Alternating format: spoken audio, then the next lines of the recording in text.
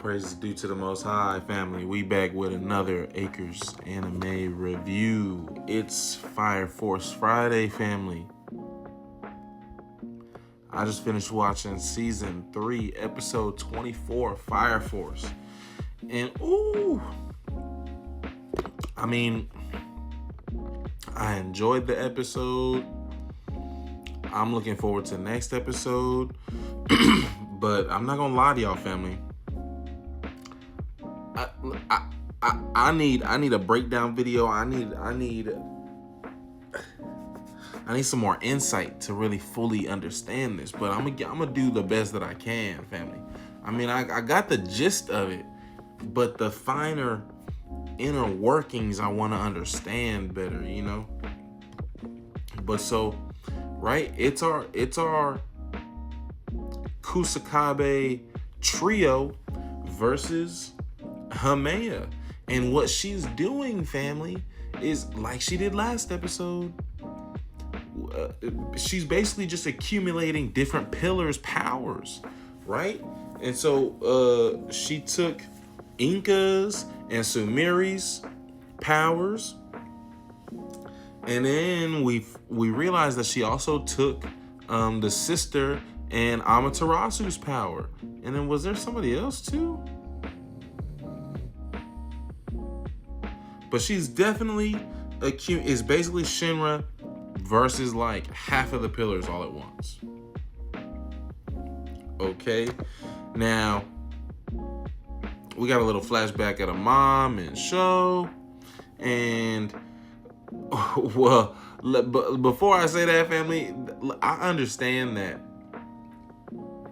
Fire Force and Soul Eater are the same universe.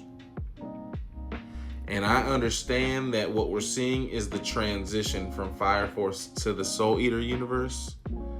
But I'm not gonna lie, maybe I should have expected it, but the last thing I expected to see in this episode was a soul resonance, family. That was crazy. But so we got the little flashback of the Kusakabe family.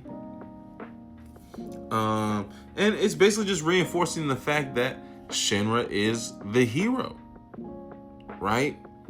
Now, we are all, and we understand that this is the gist of it, family. This is just a straightforward battle of wills along the lines of hope and despair. That's it. Plain and simple. Plain and simple. And so the only hope there is left is Shinra, although he's on the verge of losing it, right? And so that's actually how the episode opened. It's actually Arthur, and he's healed now. He's healed. His whole body was intact this episode. But he's the one that hits Shinra and allows Shinra to cool down and rethink and reevaluate. Like, hey, bro, like if you lose hope, then that's it. It's a wrap. So you can't lose. And look, heavy is the head that wears the crown, family. You're the leader. You're the strongest. You're the hero. If you lose hope, what are the people you're saving and leading gonna do? Right? So you gotta dig in. You gotta dig deep. Double down. And for plenty of people, in Shinra's case, he had to reach to his foundation and his origin and his core, his brother and his mom, right? And he's saying, he said, what did he say? Like right before the soul resonance, he said, it's a miracle that we're all here together. As long as we're here together, Shinra feels like he can do anything. So that's, we reinforce our hope because we're going against a lot of despair now.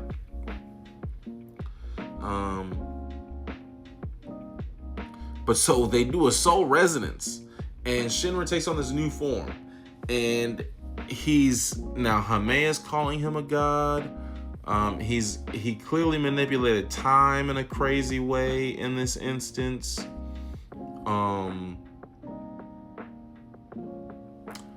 Yeah, I mean, he's definitely right. I mean, he was just creating he was doing godlike things. He was doing godlike things, right? His willpower just unmatched at this moment. Okay, and so really Haman is like basically like powerless at this point, honestly. Now clearly something's gonna go awry. I don't know. But Shinra basically he goes like Naruto QB Sage mode type of time, because he basically, the world was on fire at this point, right? Remember, Obi's doppelganger came and took the original out. The world's engulfed in fire. Shinra's at despair's doorstep, right? And Hame is like, yes, yes, yes. Well, she's really crying. She's like, la dome, yes. And then Arthur hits Shinra, and then what does Shinra proceed to do after the soul resonance? Is he's literally rolling back time, it seems, but he's also just he extinguished the flames clearly, but not even quite. Instead of, he just really like swapped the flames with like green lush pasturous land, right, and mountains, and then he revived everybody back that was lost. And so everybody is like looking around like, what on Shinra's green earth is happening right now? Right? So family, I wish I had a more clear understanding of all the details here, but that's as best as I got right now. Now, I did also enjoy the Soul Eater nod. Arthur's Excalibur, right? He's already started talking. Now, that's another question I have. How Arthur's sword becomes the principal of the Soul Eater Academy, I've got no clue. Okay. But so that's it. Now, I don't know. Is this like also some other thoughts? Is this a form that Shinra can use again? I mean, it's literally the three of them combined, right? So either they're stuck this way or like this is a form that requires the three of them, in which case you probably can't use it again, right? That requires all three of y'all to be at the same place at the same time.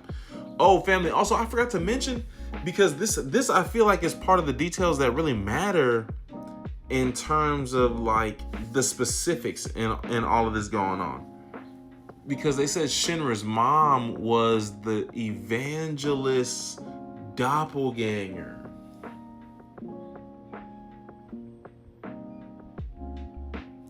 I don't know exactly what that means, but that seems to me like that should be like a noteworthy thing, right?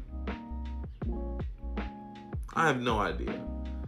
I have no idea, family. But I'm gonna just leave it there. There's one more. This was the penultimate Fire Force Friday, family. It's almost. We only have one more. I mean, that's it. And then I think what I'm gonna do after that is watch Soul Eater again, because what? All right, family. All praise is due to the Most High. Peace and love.